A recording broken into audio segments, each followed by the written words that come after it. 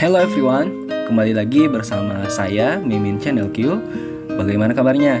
Mudah-mudahan selalu sehat ya. Kali ini kita akan membahas soal UKTTK atau UKOM jurusan farmasi yang tentunya akan sangat bermanfaat untuk kalian semua. Seperti dapat menambah wawasan dan juga dapat mengerjakan ujian nanti dengan lancar dan tepat. Baik, tanpa basa-basi lebih lanjut, mari kita check it out.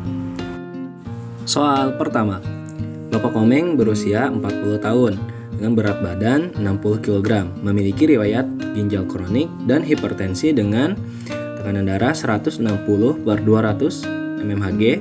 Saat ini Bapak Komeng mengonsumsi lisinopril 1 kali 10 mg. Apa saran farmasis jika dokter ingin meningkatkan efektivitas terapi dari Bapak Komeng? A. Diganti amlodipin 1 kali 5 mg. B. Diganti amlodipin 1 kali 10 mg. C. Dilanjutkan. D. Ditambah amlodipin 10 mg. E. Dosis lisinopril ditingkatkan menjadi 1 kali 20 mg. Seperti biasa, silahkan di-pause terlebih dahulu untuk memikirkan jawabannya. Dan jawaban yang tepat adalah E. Dosis lisinopril ditingkatkan menjadi 1 kali 20 mg. Adapun untuk pembahasannya, melansir dari JNC 8 Hypertension Algorithm mengatakan bahwasanya salah satu strategi terapi hipertensi adalah start one drug, titrate to maximum dose, and then add a second drug. Yang artinya, maksudnya bila sudah diberikan, ingin diberikan maksimum dosisnya, maka di 2 kali lipatkan dosis yang awal. Yang awalnya 1 kali 10 mg ditingkatkan menjadi 1 kali 20 mg. Soal kedua, bayi berumur 6 bulan mengalami sariawan pada mukosa mulutnya. Setelah diperiksa, diduga bayi tersebut mengalami infeksi jamur. Terapi yang tepat adalah A. Ketoconazole, B. Fluconazole, C. Metronidazole, D. Nystatin drop, E. Itraconazole. Dan jawaban yang benar adalah D. Nystatin drop. Hal ini dikarenakan infeksi jamur yang paling sering terjadi pada anak adalah Mucocutaneous candidiasis yang menyebabkan oral thrush atau candidiasis itu sendiri. Hal ini juga disebabkan karena kekebalan tubuh bayi yang masih rentan. Pemberian antifungi yang tepat adalah gentian violet dan nystatin suspension sebagai lini pertama. Namun bila tidak teratasi, dapat diberikan golongan imidazole. Jadi jawabannya nystatin drop. Soal ketiga. Seorang laki-laki 63 tahun mengeluh insomnia, tremor, dan takikardia. Setelah diuji nilai TSH-nya, pasien didiagnosa hipertiroid. Obat apa yang tepat untuk mengobati pasien tersebut? A. Nifedipin dan PTU, B. Propanolol dan PTU, C. Diltiazem dan carbimazole, D. Amlodipin dan levotiroxin, E. Captropil dan levotiroxin. Dan jawabannya adalah B. Propanolol dan PTU. Pembahasannya dikarenakan untuk gejala palpitasi dan takikardia dapat diatasi dengan beta blocker, yaitu salah satunya propanolol. Adapun untuk hipertiroid bisa diatasi oleh metimazole atau PTU.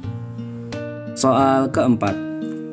Obat yang tepat untuk pasien yang mengalami batuk tidak berdahak selama 2 hari dan bukan termasuk golongan narkotika adalah A. Amonium klorida, B. Bromhexin, C. Noscapin, D. Ambroxol, E. Acetilcysteine. Nah, ini sering terjadi di musim-musim penghujan seperti ini. Dan jawabannya adalah C. Noscapin. Karena ini dilihat lagi bahwasanya si pasien ini mengalami batuk tidak berdahak, maka diberikan antitusif. Nah, salah satunya antitusif yang bukan termasuk golongan narkotika yaitu noscapin. Soal kelima. Seorang anak dilarikan ke rumah sakit karena demam dan sudah BAB 6 kali dalam sehari dengan kondisi feses berlendir dan berdarah.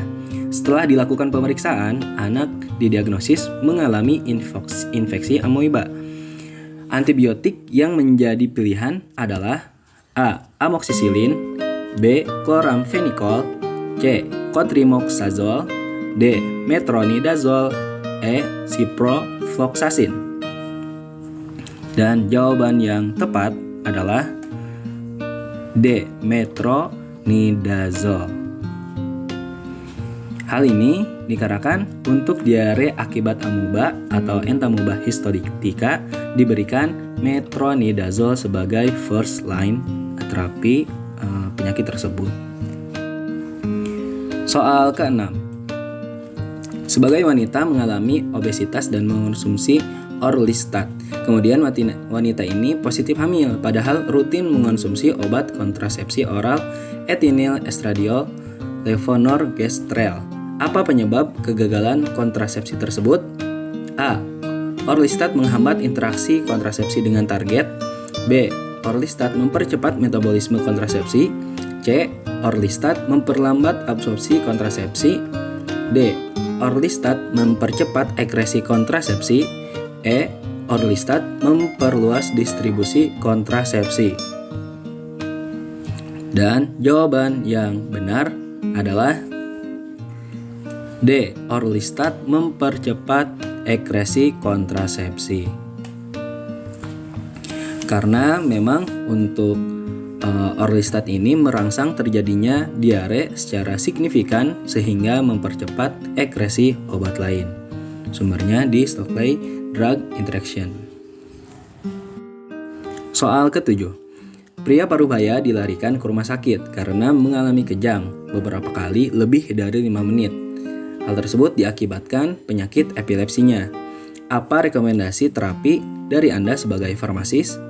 A. Natrium valproate, B. Gabapentin, C. Carbamazepin, D. Lamotrigine, E. Diazepam. Dan jawaban yang tepat adalah E. Diazepam.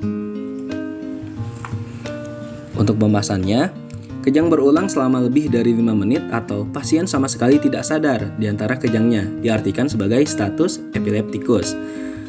Nah, terapi yang biasa dilakukan untuk status epileptikus ini adalah benzodiazepin sebagai inisial terapinya, meliputi berbagai macam obat seperti midazolam, diazepam, dan fenobarbital. Soal nomor 8. Penderita rheumatoid arthritis sudah tidak merespon lagi terhadap terapi yang diberikan, yaitu terapi DMARD. Dokter berencana memberikan terapi anti-TNF, yaitu obat A. Sulfasalazin, B. Cyclosporin, C. Hydroxychloroquine, D. Infliximab, E. Methotrexate.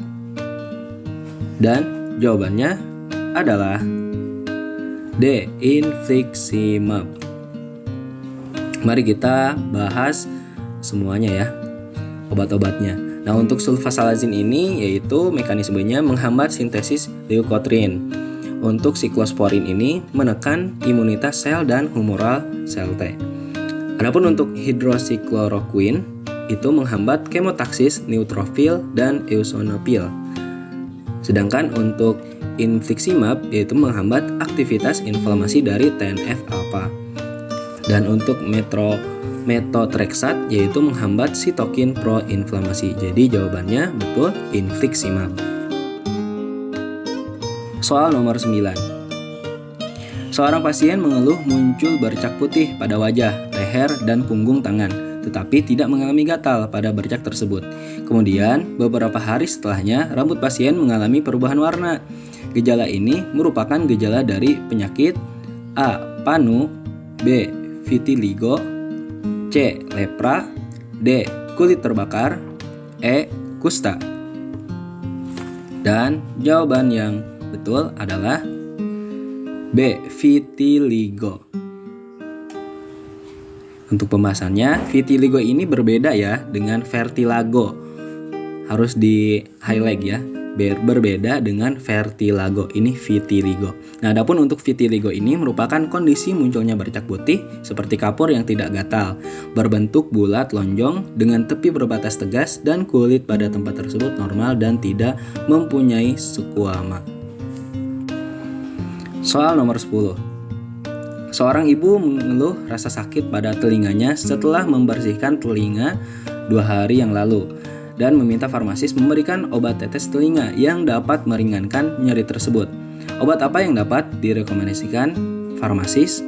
A. Obat tetes telinga yang mengandung povidone-iodon. B. Obat tetes telinga yang mengandung antihistamin.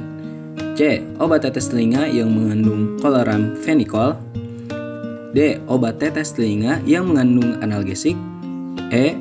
Obat tetes telinga yang mengandung antiinflamasi. Dan jawaban yang tepat adalah C. Obat tetes telinga yang mengandung chloramphenicol.